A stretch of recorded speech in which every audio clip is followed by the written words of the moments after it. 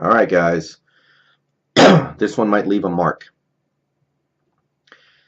It is Saturday afternoon right now for me. We are 22 hours away from kickoff in Los Angeles. And this one might leave a mark. We're going to learn a little something tomorrow, one way or the other.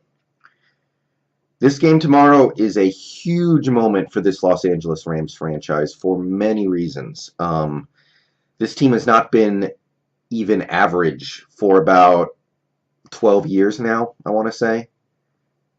More or less. Let's call it that. 12 years. They've mostly been terrible. They've occasionally been bad. They've been subpar maybe once or twice, but it's not been a fun run. They've worked through a couple different eras, a couple different quarterbacks, a couple different coaches.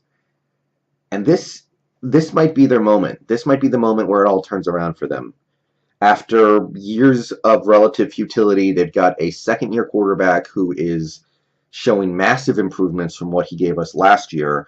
They've got an explosive offense that is currently #1 in scoring. They've got a young head coach with promise. They've just got a lot of things to be excited about for the first time in quite some time. And tomorrow, the Seattle Seahawks are going to be going into Los Angeles and taking on all of this pent-up frustration, all of this emotion, all of this positivity. We're going to be taking it all on, and we have a lot of problems. So we're going to really learn something tomorrow. We're going to learn something about our team. We're going to learn something about them, because this is their chance to lay claim to the #1 team in the division. Because if they win this game, they'll be, I think, 2-0 in the division. They'll be 4-1. Their one loss will have been a very close and respectable loss to the Washington Redskins. So this is a big moment. How are we going to find a way to win this one? Because I still have some faith. I still have some belief that they're going to find a way to figure this out. But how? What is it going to take? So first off, let me just say that your first instinct about a game like this is to talk about how, oh, the Rams have our number. The Rams are always a pain in our ass. Things are different now. They've changed head coaches. They've changed their philosophies. They play a completely different style of football. And the teams that have been a pain in our ass over the last several years doesn't really exist anymore. Gone are those teams that would beat us 9-3 like they did last year.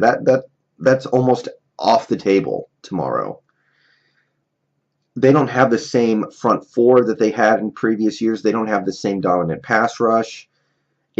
Things are different. So I think it is a little too simple to just look at this Rams team and say, oh, they have our number, or we're in trouble. It's not that simple.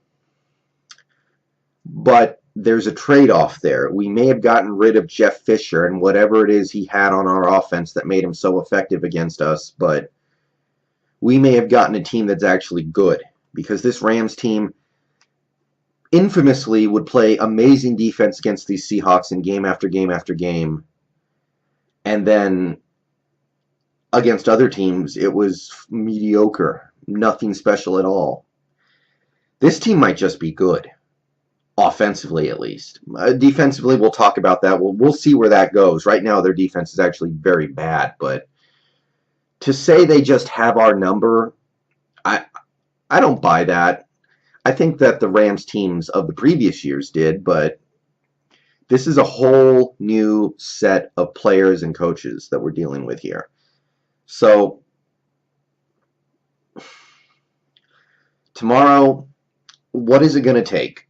I see two ways we can win this game, and if one of these two things doesn't happen, then I don't know how we can. And it seems so weird that I'm sitting here saying that there's a very high probability we're going to go to 2-3. We're going to be 0-3 on the road.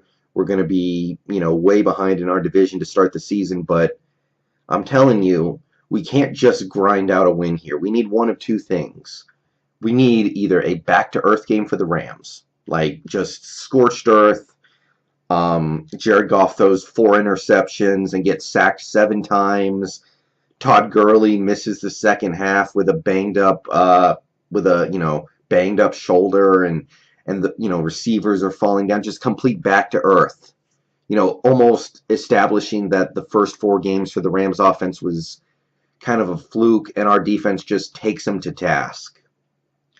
And I could see that. I mean, 4 games is a small sample size. Jared Goff looked terrible last year. I didn't really buy Jared Goff that much coming into when he came out for the draft. I can't say I would be completely shocked if all of your expectations just got reversed on Sunday and the Rams offense just did nothing and our defense just feasted. But that's expecting something from the Rams. That's expecting them to do something. That's not even expecting my own team to do something.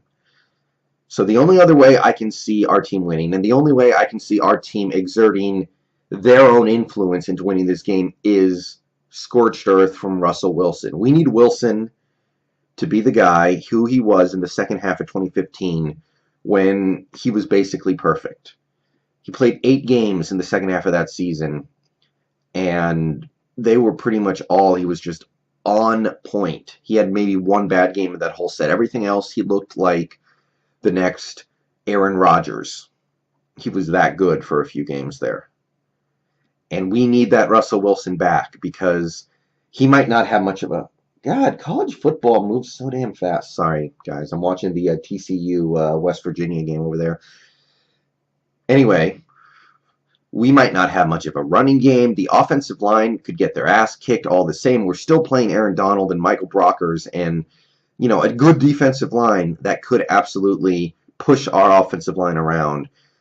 We might not get the typical performance from the defense. The defense, if the Rams offense continues to play the way they are, they're going to score some points. We cannot shut down an offense that is scoring at the rate of 35 plus points a game. That's not practical. So we need Wilson to elevate everybody else, I think. And he's shown he can do that. But last year he wasn't really doing it. This year so far he hasn't really done it. The only thing you can hold on to right now is that he showed signs of life in that second half of the Colts game. And he looked like the dude who, in the second half of the 2015 season, lit the world on fire. And we can win a shootout with the Rams that way. Just Wilson versus Goff, back and forth, back and forth. Whoever has the ball last wins. Whoever gets the ball with, a couple minutes left wins, whatever. And I can see it happening because I know he's done it before. But it's one of those two things. If it's not, then, you're looking at a 20-13 Rams win kind of game probably. I know our defense is going to get theirs, but we're playing in Los Angeles. It's going to be kind of hot out there on the field. It's going to be like 80 degrees. It's a lot of things are working against us, guys. We got no Chris Carson. We might not have Reese Odiombo, as much of a, negative as that even is. Jeremy Lane is out.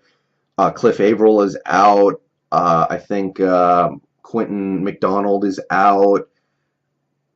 Just a lot of things, little things that can weigh a team down. So we need the superstars to be superstars because we're missing some of our role players. And that's you, Russell Wilson, Doug Baldwin. I'll put Jimmy Graham in there too. Tyler Lockett, I'll even put him in there too. We need big plays. And we need our quarterback, or else I don't see it. All right, so that's my take on tomorrow's game. I believe that we're going to find a way to pull this one out, one way or the other, either because the defense just brings Jared Goff back to earth or Russell Wilson goes off, one way or the other. I just cannot. If we fall to 2-3, I need to reevaluate things. I'll say that much.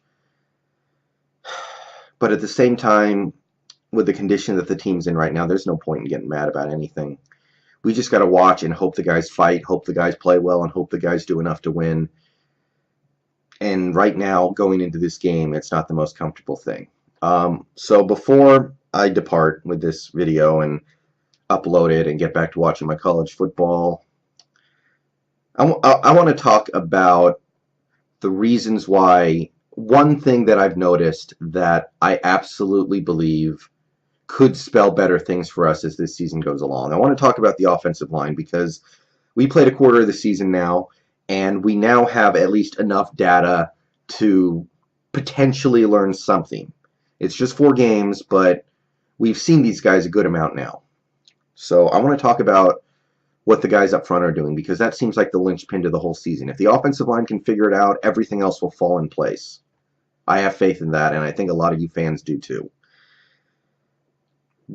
Pro Football Focus, which admittedly I don't think is perfect, broke down offensive lines across this week. I think they do it every week, but this week was the week where I saw the best, most conclusive data about what we have on this team. And take what I'm about to say as encouragement that things are going to get better.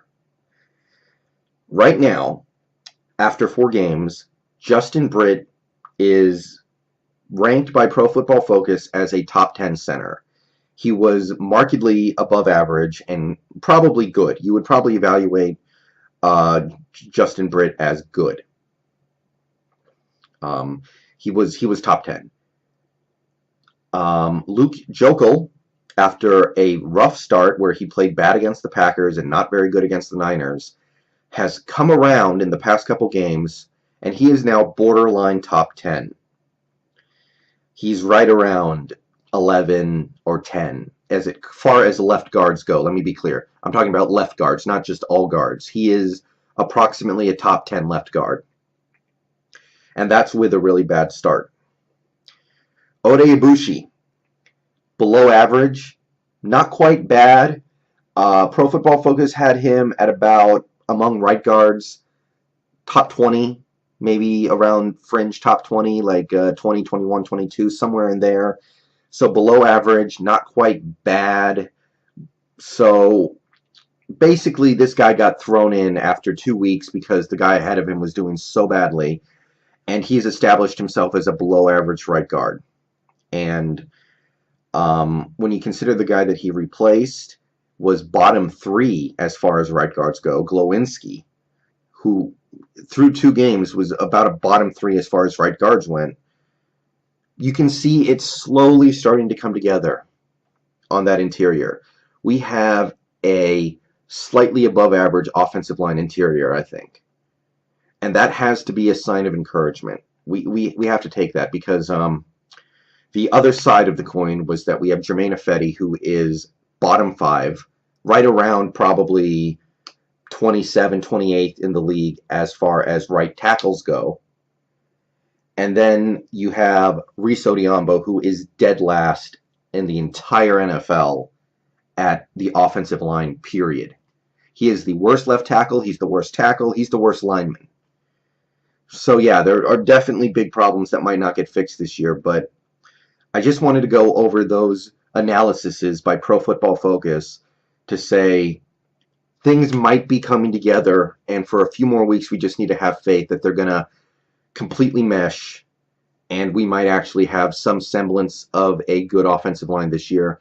And if we get that, the sky's the limit. I really do believe that. So that's just one thing I wanted to discuss because it's the one big problem with this team right now. It really is. And if it gets fixed, anything can happen. All right, I'll see you guys later on this week probably. We're going to learn a lot tomorrow. That's all you can say.